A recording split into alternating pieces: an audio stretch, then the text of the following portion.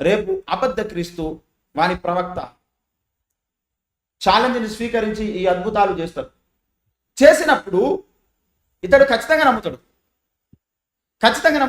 ఆ అద్భుతాలను బట్టి యేసు నిజమైన దేవుడని నమ్మడం కుదరదు, నమ్మొద్దు. అట్లా ఆ అద్భుతాలు చేసినప్పుడు వానే నమ్మాల్సి వస్తుంది.